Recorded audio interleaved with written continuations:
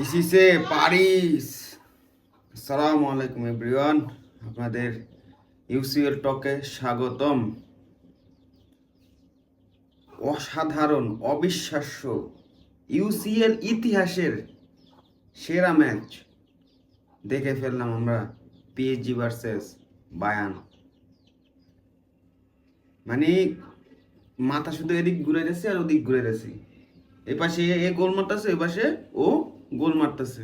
9 গোলের একটা thriller match আমরা উপভোগ করলাম।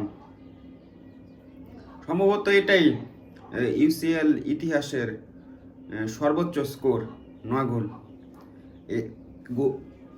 ম্যাচটা যদি 5-5 গোলে ড্রও হয়ে যেতে পারতো, আর গোল আরও বেশি হইতে পারতো। একটা ওসমান দেবেল একটা সিটার মিস করছে, আর ওলিসে কয়েকটা মিস করছে। গোল যদি 7-8টা হইতো এক এক টিমের, উসমান দেমবেলে, দুয়ে, কাভারাস, খেলিয়া, তাদের খেলা দেখলে চোখের শান্তি অনুভব হয়। ভাবছিলাম রোনালদো মেসি চলে গেলে কি এরকম আমরা রাইভেলারি, এরকম ম্যাচ কি আমরা উপভোগ করতে পারবো নাকি? রোনালদো মেসি যাওয়ার পর যদি এরকম ম্যাচ যদি আসে, এটা আমাদের জন্য তো, এটা ফুটবল ভক্তদের জন্য তো একটা আশীর্বাদ। আর hats off to Luis Enrique, মানে সে পিএসজি টিমটাকে এভাবে পরিবর্তন করে দিয়েছে 2 বছরে। আউটস্ট্যান্ডিং। এক সময় পিএসজিতে দেখতাম ইগো ক্লাসের খেলা, এখন ওই ইগো ক্লাস এখন হচ্ছে রিয়াল মাদ্রিদে। মানে একজন কোচের কাছে দায়িত্ব দিলে যে দলটা পরিবর্তন হয়, তার জলজান্ত উদাহরণ হলো কি পিএসজি। আর ওলিসের কথা না বললেই নয়।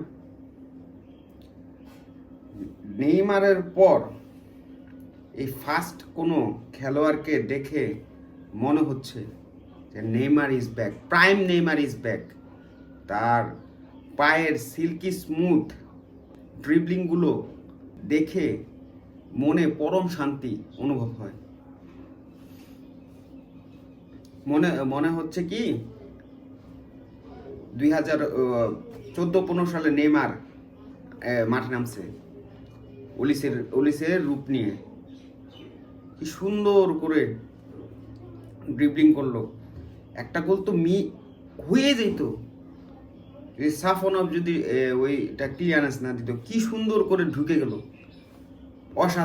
অসাধারণ, মানে উপভোগ করার মতো একটা match. That's why football is football. একটা টিভি সিরিজ, একটা সিনেমার থ্রিলারের চেয়েও বেশি থ্রিলিং এই ফুটবল ম্যাচে। তো দিনের আরেকটা ম্যাচের কথা বলি। কথা বলার আগে আমি একটু পানি খেয়ে নিই।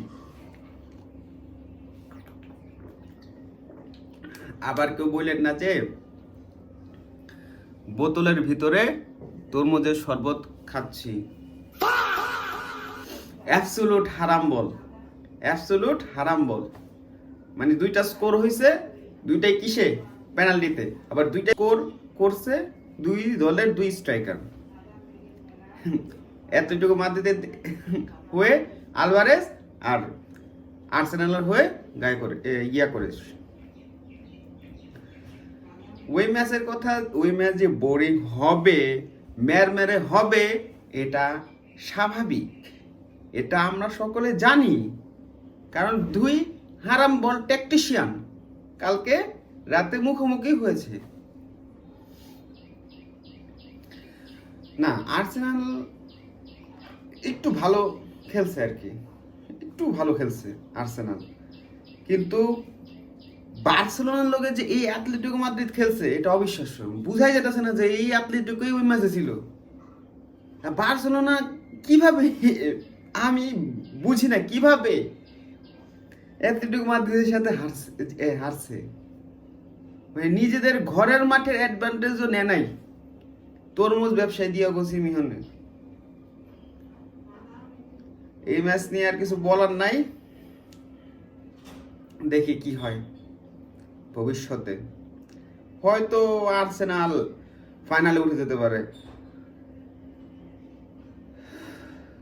তো বিদায় সবাইকে, ভালো থাকেন, আসসালামু আলাইকুম।